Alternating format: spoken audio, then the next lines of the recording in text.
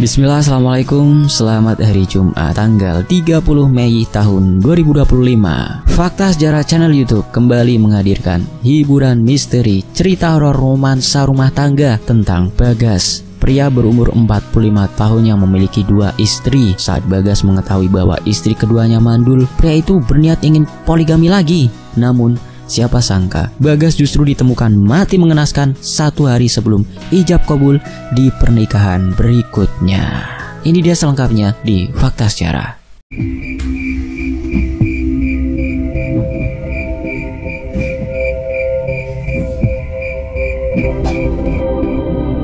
Gerimis turun menimbulkan suara lembut di atas genteng rumah Bagas. Bagas duduk di ruang tamu dengan tubuh condong ke depan. Jari-jarinya saling menggenggam gelisah. Di hadapannya, Lana, istri yang telah menemaninya hampir 20 tahun, menuangkan teh hangat ke dalam 2 cangkir. Suasana rumah mereka sunyi. Hanya sesekali terdengar suara detak jam dinding dan desah angin dari sela jendela yang tak tertutup rapat. "Lana," ucap Bagas, pria berusia 45 tahunan, pelan. Suaranya seperti tertahan di tenggorokan, seolah yang ingin ia sampaikan terlalu berat untuk dilontarkan begitu saja. Lana menoleh, mengangkat wajah lembut yang sejak dulu membuat Bagas jatuh cinta. Sekarang Lana sudah berusia 38 tahun. "Ada apa, Mas?" Bagas menelan ludah. Tatapannya tak sanggup menatap mata istrinya terlalu lama. Aku ingin menikah lagi." Seketika suasana menjadi lebih dingin dari angin malam yang masuk dari jendela. Lana tak segera menjawab. Tangannya berhenti menggenggam cangkir teh, hanya menatap uap yang mengepul dari permukaan cairan bening itu. Matanya kosong, namun tak menunjukkan kemarahan. "Dengan siapa?" tanyanya akhirnya datar.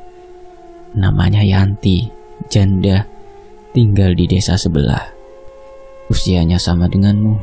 Suaminya meninggal 2 tahun lalu karena kecelakaan. Aku sering bertemu dia di pengajian. Dia perempuan baik-baik," kata Bagas, suaranya sedikit bergetar, seolah sedang mencoba meyakinkan dirinya sendiri. Lana masih diam. Tidak ada air mata di sudut matanya. Tidak ada teriakan, hanya ketenangan yang aneh. Semacam ketabahan yang tumbuh bukan dari kebiasaan, tapi dari tekad yang disulam dalam diam selama bertahun-tahun menjadi istri. "Aku tahu ini tak mudah buat kamu," lanjut Bagas. "Tapi aku benar-benar ingin ini. Aku pikir ini jalanku untuk mencari keberkahan, menolong sesama," alasan Bagas. Lana meneguk teh yang sudah mulai hangat-hangat kuku. Rasanya hambar. Lidahnya seolah kehilangan selera sejak kata "menikah lagi" keluar dari mulut suaminya. "Kalau itu yang Mas yakini, aku tidak akan melarang," ucap Lana akhirnya, suaranya pelan tapi jelas. Bagas mengangkat kepala. Wajahnya tampak lega, tapi juga bingung. Ia tidak menyangka Lana akan semudah itu menyetujui. "Bukan karena aku gak cinta lagi sama Mas," lanjut Lana, menatap mata suaminya dalam-dalam. "Tapi kalau dengan begitu Mas merasa hidup kita bisa lebih berkah, lebih tenang, ya sudah lakukan, aku ikhlas." Bagas mengangguk pelan. Tangannya ingin meraih tangan Lana, tapi wanita itu pelan-pelan berdiri dan membenahi cangkir teh, membawanya ke dapur. Ada jeda sunyi yang menyesakkan, seperti ada satu ikatan yang pelan-pelan mulai longgar, tak terlihat tapi terasa. Di dapur, Lana berdiri menatap wastafel. Air hujan masih menetes dari ujung genteng, dan ia bisa melihat bayangan wajahnya di kaca kecil yang tergantung di sisi rak. Ia bukan lagi perempuan muda. Garis halus sudah mulai tampak di sekitar matanya, tapi hatinya masih penuh untuk satu orang saja, Bagas. Lama ia berpikir, apa ia ini takdir yang harus ia jalani? Dipoligami. Dirinya sadar, ia bukan wanita sempurna, tapi selama ini ia selalu berusaha menjadi istri yang baik, mengurus rumah, melayani suami. Bahkan kini sedang mengandung anak ketiga mereka. Tapi rupanya semua itu tak cukup. Ia menatap perutnya yang mulai membesar. "Nak," bisiknya pelan, "ayahmu mau menikah lagi. Tapi ibu gak akan benci. Kita akan tetap jalani ini semua ya. Karena kita perempuan harus lebih kuat." Kembali ke ruang tamu, Bagas duduk terpaku, menatap foto keluarga yang tergantung di dinding. Di sana, ada dirinya, Lana, dan 2 anak mereka. Semua tersenyum.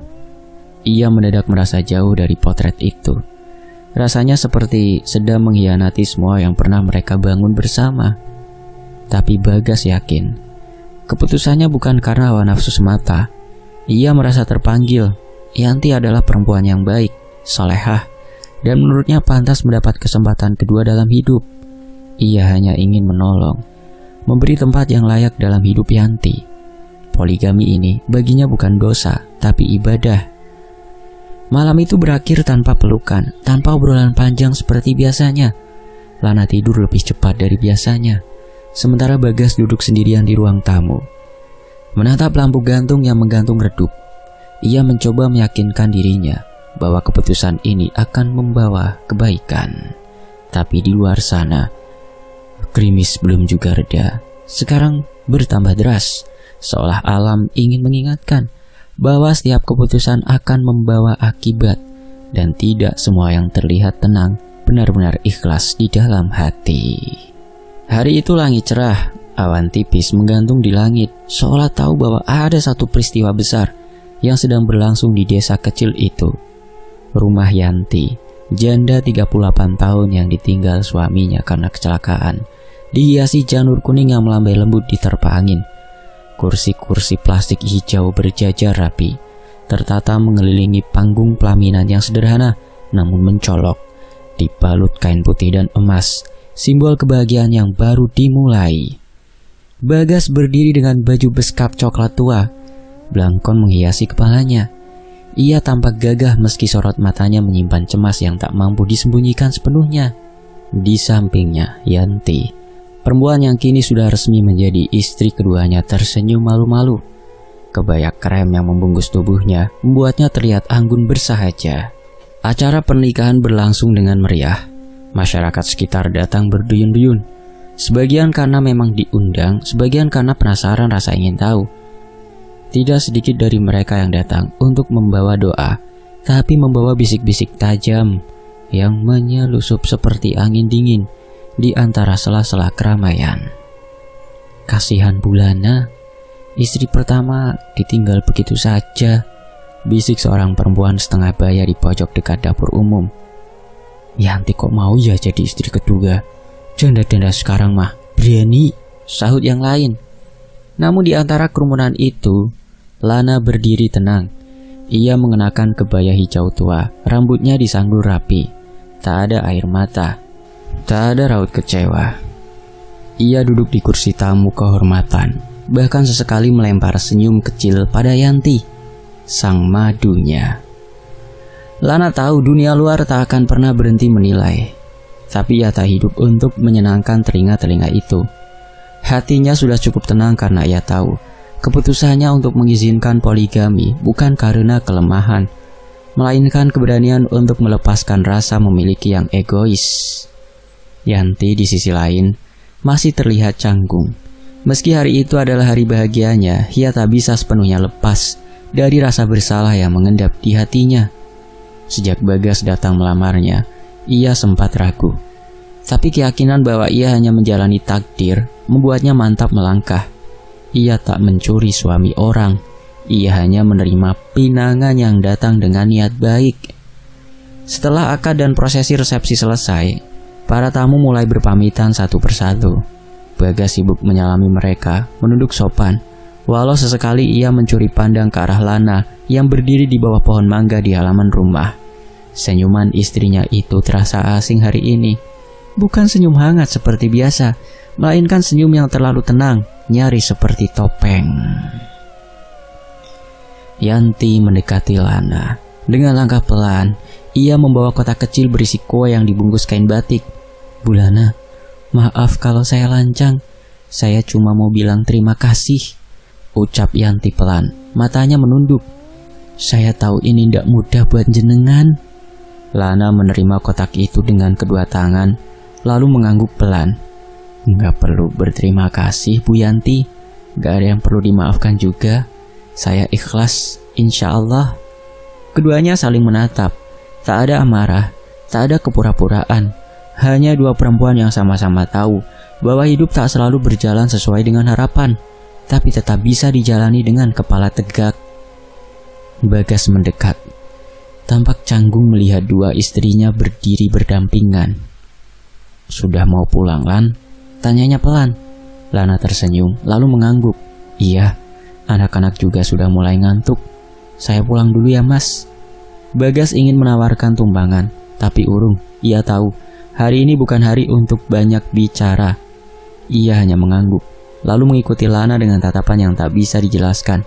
Campuran lega, sedih, dan bersalah.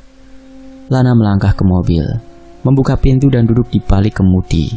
Sebelum menyalakan mesin, ia menatap kaca spion, melihat suaminya berdiri di depan rumah Yanti, kini dengan dua status, suami dan pengantin baru. Perjalanan pulang tak diiringi air mata, hanya udara sejuk yang mengisi kabin mobil, serta pikiran Lana yang mengembara ke berbagai arah. Ia tahu, hari ini adalah babak baru dalam hidupnya. Ia tak tahu apakah rumah tangga mereka akan tetap sekuat dulu, atau justru perlahan retak. Tapi yang ia tahu pasti, ia telah memilih untuk menjadi kuat, bukan demi Bagas, bukan demi Yanti, tapi demi dirinya sendiri dan anak-anaknya. Long short story, sudah hampir setahun berlalu sejak pernikahan Bagas dan Yanti. Waktu seolah berlari, melewati pagi dan malam tanpa permisi. Di rumah utama, Lana semakin sibuk menyiapkan kebutuhan bayi yang akan segera lahir. Perutnya yang membuncit 7 bulan tampak makin sering dibelai, seolah merasakan kehidupan mungil yang tumbuh dalam rahimnya dengan penuh cinta. Sementara itu di rumah sebelah, Yanti lebih banyak diam. Hari-harinya diisi dengan rutinitas yang sama, menyapu halaman, menanak nasi, menyiapkan teh manis untuk Bagas, dan duduk termenung di ruang tamu. Tidak ada kabar kehamilan, tidak ada tanda-tanda kehidupan baru di rahimnya. Bahkan haid pun tetap datang seperti biasa, seolah mengingatkan bahwa tubuhnya belum berubah. Bagas awalnya tidak terlalu mempermasalahkan. Ia percaya mungkin waktunya saja yang belum tiba.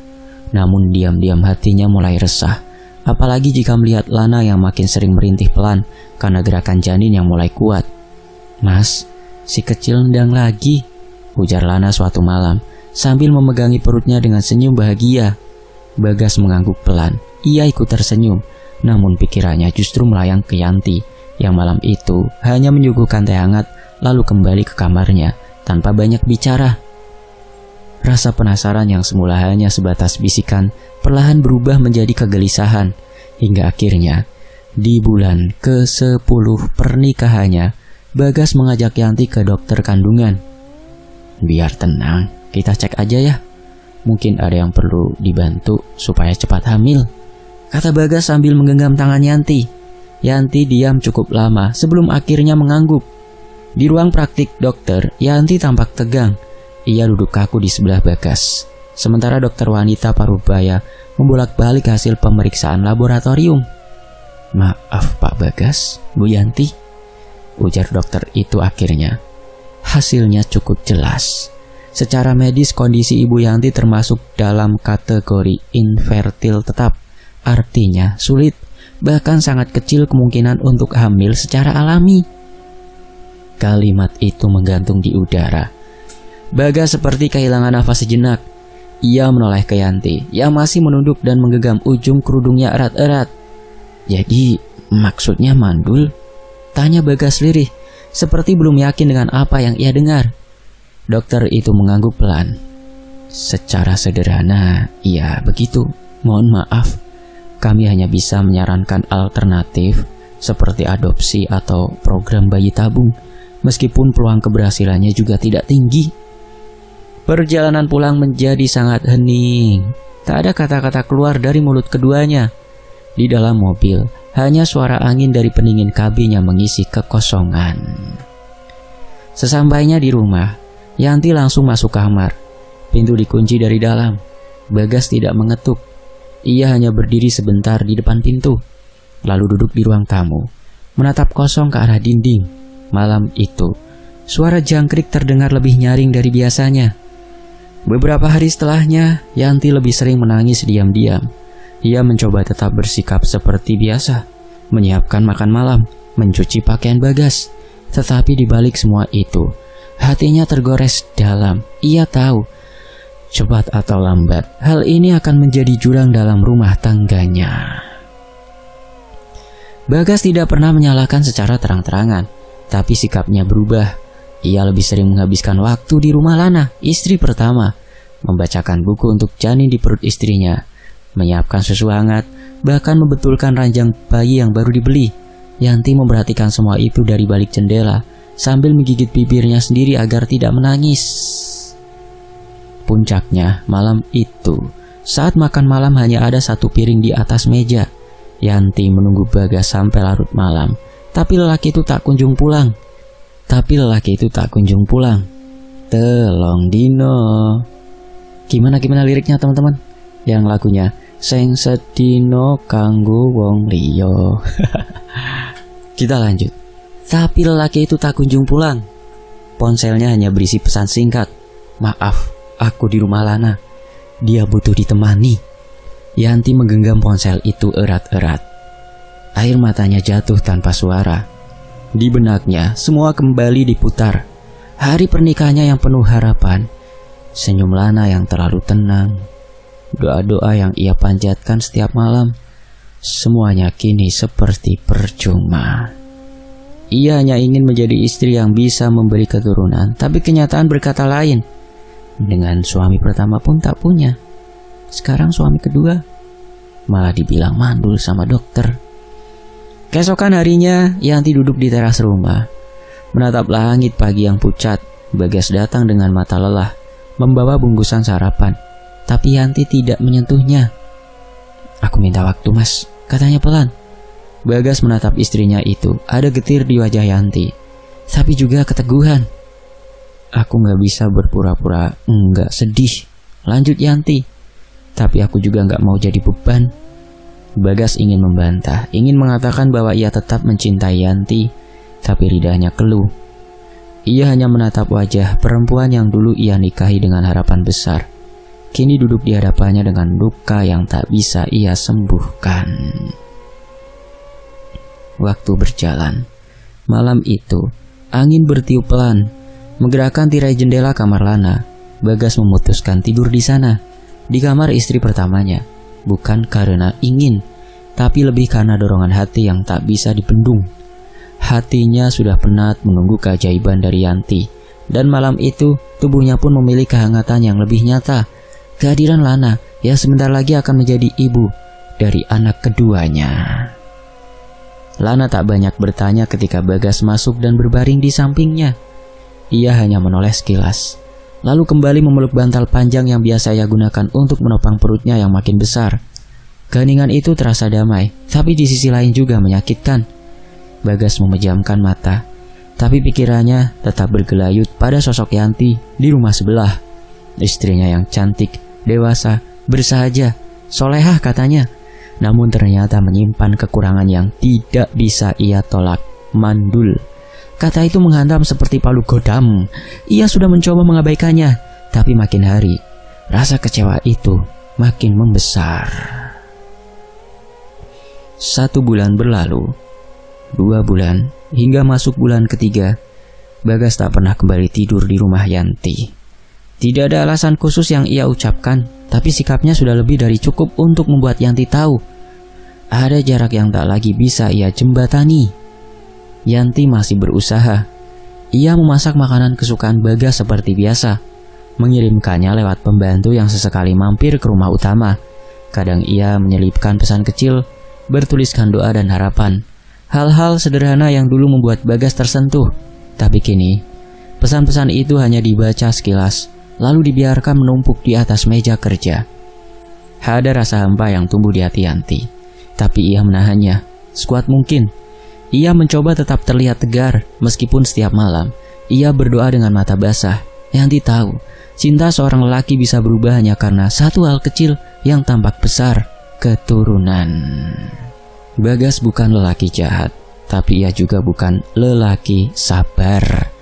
Ia bukan tidak menyayangi Yanti, hanya saja dalam pikirannya seorang istri seharusnya bisa memberinya penerus. Terlebih Lana yang tadinya tak mengeluh apapun, ternyata jauh lebih siap secara lahir dan batin memberikan keturunan-keturunan berikutnya. Perhatiannya, kelembutannya, dan tentu saja kehamilannya membuat Bagas merasa lebih nyaman berada di sisinya. "Maaf Yan," lirih Bagas suatu malam di dalam hati sambil menatap langit-langit kamar. "Aku gak bisa berpura-pura terus," katanya di kamar Lana, melamun.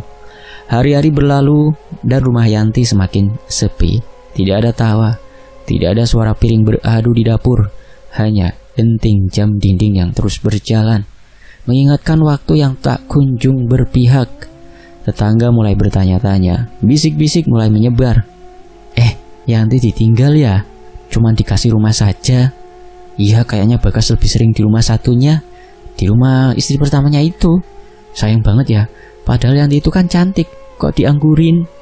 Kalimat-kalimat itu menusuk telinga Yanti.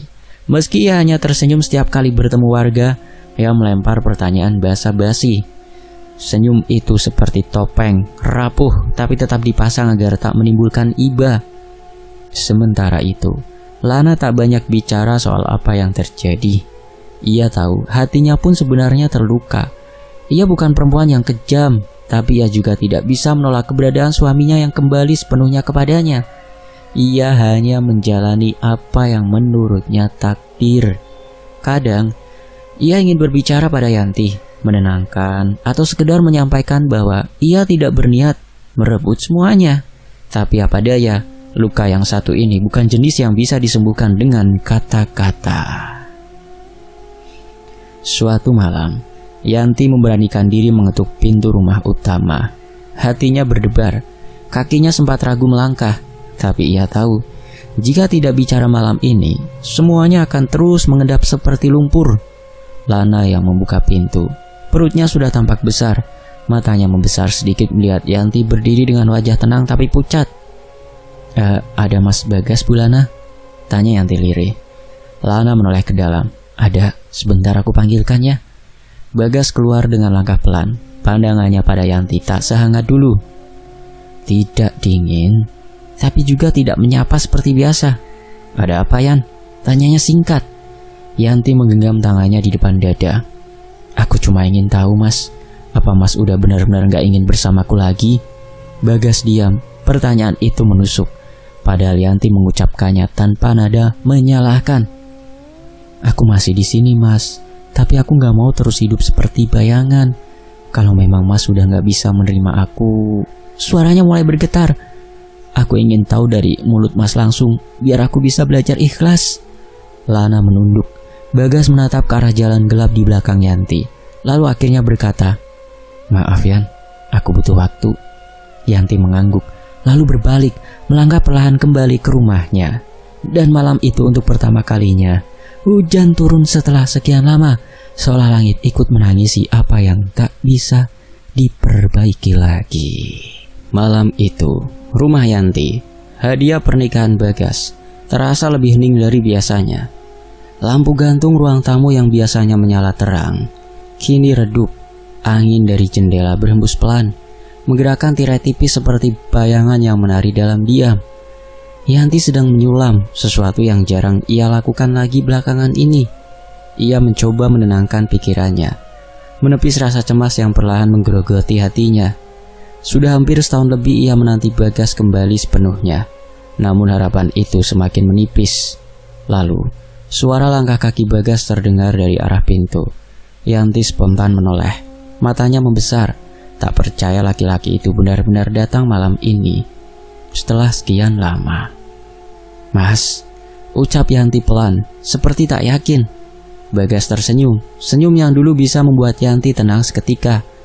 Ia bangkit, berjalan cepat menghampirinya. Dengan mata yang berbinar, ia menyambut kehadiran suaminya dengan harapan besar. "Mas mau nginap di sini malam ini?" tanyanya penuh harap. Bagas tidak langsung menjawab. Ia duduk di kursi kayu panjang dekat jendela, menghela nafas cukup dalam. Raut wajahnya tenang, tapi ada kegelisahan yang tak bisa ia sembunyikan. "Ada yang mau Mas bicarakan," ucapnya. Akhirnya Yanti mengangguk, duduk di depannya. Senyum masih menghias wajahnya, tapi detik berikutnya senyum itu runtuh seketika. "Aku mau izin menikah lagi, Yan." Kalimat itu jatuh seperti petir di tengah malam yang tenang. Yanti terpaku, matanya membelalak, mulutnya terbuka tapi tak ada suara keluar. Dunia terasa berhenti sejenak. "Mas bilang apa barusan?" tanyanya, suaranya gemetar. "Mas serius, Mas udah bilang ke Lana juga, dia setuju." Yanti berdiri, nafasnya memburu, matanya mulai berkaca-kaca. Mas bercanda kan, Mas? Mas udah punya 2 istri, Lana dan aku. Sekarang mau nikah lagi? Untuk apa, Mas?" Bagas bangkit, berdiri sejajar dengannya. "Aku butuh keturunan banyak, Yan. Masih ada kesempatan. Mungkin perempuan lain bisa." Itu alasannya. Belum selesai kalimat itu Yanti memotong. "Jadi karena aku mandul, Mas mau cari perempuan lain?" Keheningan mendadak mencekam ruangan. Bagas tak menjawab, tapi tatapannya mengiyakan. Yanti mencibir getir. "Mas gak cukup puas dengan 2 istri. Lana udah ngasih anak.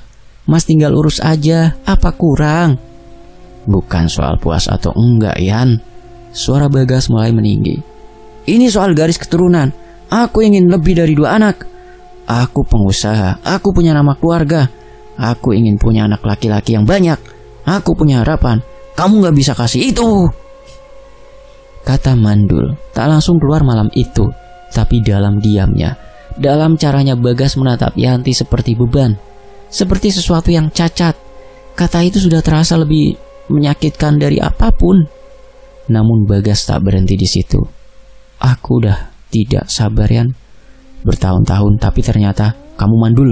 Kamu tahu sendiri hasilnya." Yanti terdiam. "Hasilnya pecah.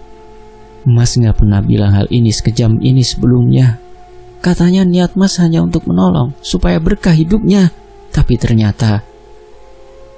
Bagas menatapnya dengan tatapan campur aduk antara kecewa dan frustasi. "Aku juga gak mau begini, Yan. Tapi aku laki-laki, aku butuh anak, aku butuh penerus." "Mas bisa adopsi, kita bisa rawat anak lain bersama," jawab Yanti, mencoba tetap tenang walau suaranya parau. "Bukan itu maksudku, Yan. Aku mau anak dari darahku sendiri, dari rahim perempuan yang sehat yang aku nikahi." Kali ini kata-kata Bagas benar-benar menghantam. Rahim yang sehat. Yanti mundur selangkah, nafasnya sesak, matanya basah. "Jadi itu alasannya, Mas. Sekarang Mas buang aku begitu saja karena aku mandul?" Suaranya pelan, tapi tiap katanya mengguncang. Bagas tak menjawab. Ia hanya menatap lantai, seolah merasa bersalah tapi terlalu keras kepala untuk mengakuinya. "Mas tahu nggak?" lanjut Yanti dengan suara bergetar. "Aku tidak pernah minta dilamar, Mas. Mas yang datang padaku. Mas yang janji bakal bahagiain aku. Tapi sekarang Mas permalukan aku karena satu kekurangan yang bahkan bukan kehendakku." Keheningan kembali memenuhi ruangan. Bagas menarik nafas, tapi tidak mengucapkan sepatah kata pun. Yanti berdiri kaku, tubuhnya menggigil. "Aku gak akan setuju, Mas," katanya tegas, meskipun air mata mulai mengalir di pipinya. "Aku masih istri Mas, dan aku tidak akan tinggal diam lihat Mas nikah lagi hanya karena aku gak bisa hamil." Bagas menatapnya. Namun Yanti sudah membalikkan badan dan berjalan masuk ke kamarnya. Pintu ditutup pelan, tapi tegas. Ceklek-ceklek, suara kuncinya mengunci luka. Kemarahan dan rasa kecewa yang belum tentu bisa sembuh. Di luar, angin berhembus kencang membawa kabar malam yang tak tenang. Bagas berdiri sejenak di ruang tamu, lalu akhirnya pergi. Suara langkahnya menjauh, meninggalkan luka yang baru saja ia buka lebih lebar dari sebelumnya. 5 hari setelah pertengkaran malam itu, suasana rumah Yanti mendadak berubah. Pagi itu, ia menyajikan teh panas untuk Bagas dengan senyum yang entah mengapa terasa lebih tenang dari biasanya. Mata sembabnya memang belum sepenuhnya hilang, tapi Tatapan tajam dan kata-kata penuh luka yang sempat meluncur sebelumnya kini tergantikan dengan lirih suara yang lebih halus dari bisikan angin. "Mas," ucap Yanti pelan. Bagas yang tengah membaca laporan keuangan di meja makan menoleh. Ia agak terkejut. Sejak pertengkaran mereka, Yanti selalu diam. Bahkan sarapan pun tak lagi terdengar. Kini suara itu muncul seakan mengajak damai. "Aku setuju, Mas." "Hah?" Dahi Bagas mengernyit. Aku setuju Mas nikah lagi." Bagas menatap Yanti, mencoba memastikan dia tak sedang salah dengar. Yanti tersenyum, senyum yang terlihat tenang. Terlalu tenang malah. "Beneran, Yan?" tanya Bagas, suaranya seperti anak kecil yang tiba-tiba dikabulkan keinginannya. Yanti mengangguk. "Mas udah bilang kalau itu keputusan terbaik. Aku cuma butuh waktu buat nerima. Dan sekarang aku udah terima kok." Bagas langsung berdiri, menaruh tangan di pundak Yanti dengan ekspresi lega bercampur bahagia. "Mas janji, nanti kita hidup rukun bertiga ya. Mas bakal bikin pernikahan kali ini lebih mewah, lebih besar dari pernikahan sebelumnya. Mas pengen semuanya bahagia." Yanti menunduk, tangannya meremas ujung jarik yang ia kenakan. "Iya Mas, semoga aja bahagia." Yang Bagas tak tahu, dalam diam Yanti menyimpan rencana. Ia tidak benar-benar setuju, tidak pernah sejak awal. Tapi ia tahu melawan Bagas secara terang-terangan hanya akan membuatnya semakin tersingkir dari kehidupan sang suami. Jadi ia memilih diam dan memainkan perannya. 2 hari sebelum ia menyatakan setuju, Yanti pergi ke sebuah desa. Di sanalah ia menemui seseorang yang selama ini hanya ia dengar dari mulut ke mulut, Mbah Wiro. Seorang dukun yang dikenal mampu menuntaskan urusan rumah tangga, baik lewat mantra maupun jalan yang lebih gelap. Malam itu Yanti datang dengan wajah muram dan langkah berat. Hanya diterangi lampu sentir dan asap kemenyan yang berputar di udara. Ia duduk bersila di hadapan lelaki renta berambut putih panjang dengan jari-jari kurus seperti ranting yang mulai kering. "Apa yang kamu minta bukan perkara enteng, Duk." Suara Mbah Wiro berat namun pelan. "Nyawa bukan barang dagangan." "Saya sudah gak kuat, Mbah," bisik Yanti. "Saya dijatuhin harga diri saya tak terima. Saya dianggap benda rusak. Kalau memang dia mau nikah lagi, saya ikhlaskan, tapi jangan sampai ijab kabul itu pernah terjadi." Mbah Wiro menatapnya dalam-dalam. Mata tuanya menyipit, seperti sedang membaca sesuatu jauh di balik wajah Yanti. "Aku bisa bantu, tapi pengorbanannya cukup besar. Apapun itu, pengorbanan bahkan imbalan akan aku penuhi, Mbah." "Bukan cuma imbalan, tapi darah, pengorbanan yang besar." Yanti diam, dadanya berdegup keras. Apa maksudnya, Mbah?" "Sampean harus bawa sesuatu dari dia. Barang pribadinya yang pernah dia pakai sehari-hari. Paling baik kalau itu miliknya yang mengandung bau tubuh, sisir, baju, atau sapu tangan yang buat ngelap keringat." Yanti mengangguk pelan. Ia tahu sejak awal niat ini akan menuntutnya menyeberangi batas dan ia sudah siap. Hari ini ketika ia berkata setuju kepada Bagas, pikirannya sudah penuh rencana. Ia sudah menyimpan salah satu sapu tangan Bagas yang biasa digunakan. Ia tahu itu akan cukup untuk syarat guna-guna masuk ke tubuhnya. Bagas benar-benar senang saat itu. Ia bahkan mengajak Yanti ikut mengurus keperluan pesta pernikahan.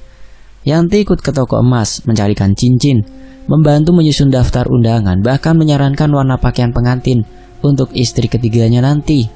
Semua ia lakukan dengan wajah datar dan senyum palsu yang sudah ia latih di depan cermin. Namun setiap kali Bagas tak melihat, tatapan mata Yanti dingin. Dalam hatinya ia tak lagi peduli tentang jadi istri atau tidak. Ia hanya ingin Bagas merasakan luka yang lebih dalam dari yang ia derita. Rasa direndahkan sebagai perempuan, dianggap tak berguna, tak layak, dicap benda rusak, tak sempurna. Semua itu akan ia balas. "Nanti malam sebelum ijab kabul," bisik Mbah Wiro waktu itu, "akan jadi malam terakhirnya sebagai manusia hidup." Dan malam itu semakin dekat. Malam itu, rumah Bagas tampak tenang dari luar. Udara lembab membawa aroma tanah yang basah usai hujan sore tadi. Angin berembus pelan, sesekali menggeser tirai jendela yang dibiarkan terbuka sebagian. Di dalam rumah, tidak ada tanda-tanda kegelisahan. Semua berjalan sebagaimana mestinya. Namun, di salah satu kamar yang terletak di ujung lorong, kamar yang baru saja dihias dengan mawar putih dan merah, serta beberapa lilin aromaterapi, suasana terasa berbeda. Aroma melati bercampur mawar yang seharusnya menenangkan justru membuat hawa kamar itu pekat dan berat. Di atas ranjang empuk yang dihiasi sprei Brenda, Bagas berbaring sambil menatap langit-langit. Tangannya menopang kepala, mencoba memejamkan mata, tapi ada rasa aneh yang tak bisa ia jelaskan. Sejak masuk ke kamar itu, ia merasa seperti diawasi. Bulu kuduknya perlahan berdiri. Udara yang semula hangat mendadak menjadi dingin menggigit. Paling cuma perasaan saja. Karena mau ijab kabul, perasaanku jadi tak tenang, gumamnya sambil menarik selimut. Tapi perasaan itu tak hilang, malah semakin kuat. Bagas memutar tubuhnya, menghadap dinding. Sekilas dia merasa ada bayangan gelap melintas di sisi matanya. Ia mendadak duduk, jantungnya mulai berdetak cepat. Dia melirik ke arah pintu. Angin mungkin, katanya mencoba menenangkan diri. Saat ia hendak bangkit dan berjalan ke arah pintu, hendak keluar dan kembali ke kamar lamanya, tiba-tiba pintu terbanting keras. Priak! Bagas terlonjak mundur. Tangannya gemetar, nafasnya tersengal.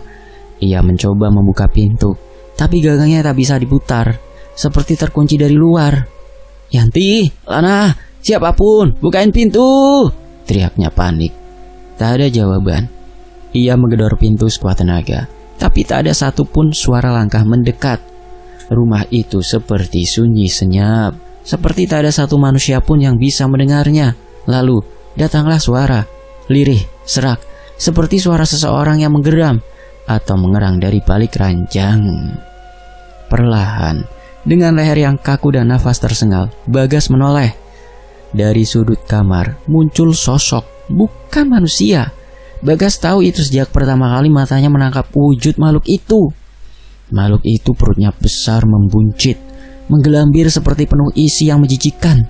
Kulitnya kelabu seperti kulit mayat yang direndam air seminggu. Matanya melotot seperti hendak copot dari rongga dan kepalanya berputar 180 derajat. Perlahan, seret, disertai suara tulang-tulang yang retak. Makhluk itu menyeringai, memperlihatkan deretan gigi tajam penuh darah yang menetes dari sudut mulutnya. Bagas menjerit. Tubuhnya jatuh terduduk. Tangannya mencari-cari apapun yang bisa digunakan untuk melindungi diri. Siapa kamu? Apa kamu? Mau apa? Makhluk itu hanya tertawa. Suara tawanya seperti anak kecil bermain di pemakaman tengah malam, menggema dan melukai telinga. Saat Bagas mencoba merangkak menjauh, makhluk itu melompat ke arahnya dengan cepat. Tak ada cukup waktu untuk berpikir atau bahkan bernapas. Priak! Tubuh Bagas diterkam dengan brutal. Makhluk itu mencabik-cabik dadanya, mencakar wajahnya hingga kulit terkelupas, dan darah menyembur, muncrat kemana-mana. Suara daging yang sobek memenuhi ruangan. Jeritan Bagas menggema, namun tetap tak ada satupun yang mendengarnya. Tolong! Dia berteriak lagi dan lagi. Namun suara itu seakan hanya memantul di tembok kamar, tak menembus dunia luar. Bahkan lampu-lampu di rumah lain pun tak menunjukkan reaksi. Makhluk itu mencengkram leher Bagas, lalu membenturkannya ke dinding. Bagas menggelepar-gelepar. Tangannya mencakar udara kosong. Matanya perlahan memutih. Mulutnya tetap berteriak, tanpa suara yang bisa disambut siapapun, hingga akhirnya sunyi. Tubuh Bagas tergeletak di lantai, berlumur darah. Matanya masih terbuka, menatap langit-langit kamar dengan pandangan kosong. Bibirnya sedikit terbuka, masih seperti ingin mengucap satu kata terakhir yang tak pernah keluar. Jam dinding berdetak pelan. Pukul 1 dini hari, 1 malam sebelum ijab kabul berlangsung. Di luar kamar, semua tampak biasa. Tidak ada jeritan, tidak ada kegaduhan. Yanti duduk di ruang tamu, menatap cermin tua yang menghadap langsung ke lorong kamar pengantin. Di cermin itu, bayangan makhluk berperut buncit dengan leher yang masih meneteskan darah tampak berjalan menjauh dari kamar. Yanti tersenyum tipis, lalu menyesap teh melati dari cangkir kecilnya. Pagi itu langit mendung menggantung rendah. Udara dingin merayap masuk ke dalam setiap celah rumah. Burung-burung tak berkicau seperti biasanya, seolah alam tahu bahwa ada sesuatu yang ganjil telah terjadi di rumah itu semalam. Yanti masih berdiri santai di depan dapur, menyeduh teh. Ekspresinya datar, tak ada bekas kelelahan di wajahnya semalam, seolah ia tidur nyenyak semalam setelah tahu makhluk yang ia undang bersama Mbah Wiro telah menghabisi Bagas. Tiba-tiba Lana masuk ke rumah Yanti. "Yan, Mas Bagas di kamar itu ya, yang udah dihias. Aku mau ini ngasih minuman jamu buat Mas Bagas," kata Lana kepada Yanti. Dan tiba-tiba, "Astagfirullah Mas Bagas." Ya, itu suara Lana. Yanti menaruh cangkir tehnya perlahan, lalu berjalan pelan menuju sumber suara. Lana terduduk di depan pintu kamar yang sudah terbuka. Matanya membelalak menatap tubuh suaminya yang terbujur tak beraturan, berlumur darah. Ada jejak cakaran di dinding dan wajah Bagas sudah tak bisa dikenali, hancur, robek seperti dilindas sesuatu yang bukan berasal dari dunia ini. "Yanti, ya Allah, Yanti, Bagas, Mas Bagas!" teriak Lana panik, tubuhnya gemetar. Yanti memandangi mayat itu beberapa detik, lalu memeluk Lana erat-erat. Namun air matanya tak keluar sedikit pun. Ia hanya mengelus punggung Lana perlahan. "Sabar Bu Lana, semua ini sudah takdir," ucapnya lirih seperti mantra. Polisi datang siangnya setelah laporan dari tetangga yang mendengar cerita Lana, tapi tidak ditemukan tanda-tanda pembunuhan manusia. Tak ada sidik jari, tak ada jejak kaki, hanya darah. Darah banyak dan wajah yang hancur tak karuan. Dokter forensik pun bingung. Mereka tak bisa memastikan penyebab pasti kematiannya. Hanya satu yang bisa mereka simpulkan. Bagas seolah diterkam oleh binatang buas. Tapi tidak ada binatang seperti itu di lingkungan sekitar. Singkatnya, mayat Bagas langsung dimakamkan sore itu juga. Dan prosesi ijab kabul istri ketiganya batal. Tanpa pesta, tanpa musik, tanpa doa restu untuk pernikahan baru. Hanya tanah merah dan nisan batu sederhana bertuliskan namanya. 2 minggu setelah pemakaman, Lana memilih meninggalkan rumah itu. Ia pulang ke rumah orang tuanya bersama anak pertamanya. Trauma, ketakutan masih membekas di wajahnya setiap kali melihat ranjang atau mendengar suara pintu tertutup. Yanti tetap tinggal di rumah hadiah dari Bagas. Sendirian, ia membersihkan kamar pengantin dan membuang semua bunga dan lilin yang tersisa. Ia membakar sprei yang terkena darah. Tak satupun warga berani mampir atau sekedar menyapa. Mereka bilang, sejak malam kematian Bagas, mereka sering melihat bayangan besar berdiri di depan rumah Yanti. Yanti kembali hidup seperti semula, tapi tak lagi sama. Setiap malam ia menyalakan dupa di pojokan rumah dan berbisik sendiri sambil menatap cermin. Beberapa tetangga bilang mereka pernah melihat Yanti tertawa sendiri tengah malam dan sesekali menangis sambil menyebut nama Bagas berkali-kali. Entah rasa bersalah, entah kesepian, entah takut pada apa yang ia sendiri ciptakan. Tapi satu hal pasti, karma balas dendam tak pernah benar-benar berakhir indah. Kisah ini adalah cerminan dari rasa sakit yang mendalam, dipaksa menerima luka yang tak adil. Tapi ketika luka itu dibalas dengan kebencian dan niat mencelakai, maka batas antara hati manusia dan iblis perlahan kabur dan tercampur dominan iblis. Selesai. Dendam yang dibalaskan lewat jalur hitam akan membawa kegelapan yang lebih besar, bukan hanya untuk si target, tapi juga untuk si pelaku. Demikianlah sebuah kisah, semoga terhibur dan bisa mengambil hikmah. Fakta secara pamit, mohon maaf kalau ada salah kata. Wassalamualaikum, sampai jumpa di kisah lainnya, tetap di Fakta Sejarah. Alhamdulillah.